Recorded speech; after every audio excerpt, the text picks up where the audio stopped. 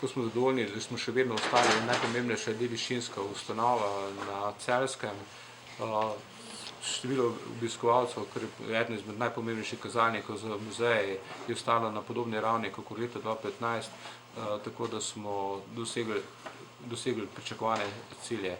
Kar se razstav tiče, so bila najbolj odmevna je bila razstava v Južni železnici, ki je bila sicer odprtega tipa, zraven se pravi, da je stala na trgu, na Krekovem trgu in si jo je ogledalo relativno veliko število obiskovalcev, tako ne samo v Celju, ampak tudi v Ljubljani in v Šentjurju, kjer je gostovala. Potem je razstava o tej Gamelin Schreiber, tej življenjski sopotnici Alme Karlin, ki je bila pogostokrat prezrta.